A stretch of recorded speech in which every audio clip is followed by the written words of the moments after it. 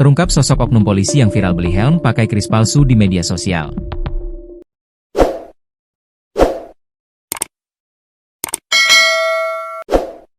Kini nasib oknum polisi tersebut dipecat dari kesatuannya di Brimopolda Jawa Barat. Ternyata tak hanya perkara penipuan beli helm pakai kris palsu, kasus yang menjerat oknum polisi tersebut cukup banyak. Berbagai pihak yang ditipu oknum polisi ini mengalami kerugian hingga 3,5 miliar rupiah. Usut punya usut, anggota polisi yang melakukan aksi tak terpuji tersebut bernama Cecep Ridwan. Cecep Ridwan yang memiliki pangkat Bayangkara 1 atau Baratu tersebut kini telah dipecat tidak dengan hormat, PTDH. Upacara PTDH digelar di Satuan Brimopolda Jabar, Cikeruh, Kecamatan Jatinangor, Kabupaten Sumedang, Selasa, 15 Juli 2025. Baratu Cecep Ridwan merupakan anggota polisi yang bertugas di Satuan Brigade Mobil, Satbrimob, Polda Jawa Barat. Saat ini, ia telah resmi dipecat dengan tidak hormat, PTDH, dari Korps Brimob usai melakukan tindak kriminalitas. Bahkan sebelum melakukan aksi penipuan di toko helm, Baratu Cecep Ridwan juga pernah terlibat kasus kriminal lainnya. Baratu Cecep Ridwan tercatat pernah melakukan penipuan kepada berbagai pihak hingga total kerugiannya mencapai 3,23 miliar rupiah.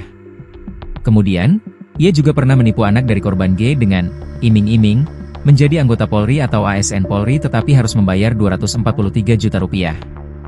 Dari jumlah ini, ia baru mengembalikan 15 juta rupiah.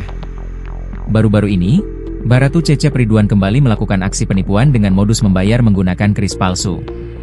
Korban penipuan Baratu Sier yang berinisial RAF, 30, menjelaskan insiden itu bermula ketika pelaku berpura-pura melakukan pembayaran non-tunai. Saat kejadian pelaku mengaku akan membayar melalui metode kris karena tidak membawa uang tunai. Namun setelah sekian lama, korban mulai curiga. Tapi memang dia, pelaku, sempat scan barcode dulu, seolah-olah akan melakukan pembayaran, ujar RAF kepada tribunjabar.id, Selasa, 24 Juni 2025. Setelah dari situ, kalau lihat dari CCTV, dia tetap terlihat mengedit dulu di handphonenya, jadi tidak langsung selesai, tambahnya.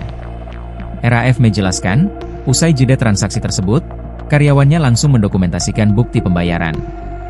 Hal tersebut dilakukan untuk laporan pencatatan transaksi. Sama karyawan difoto untuk laporan.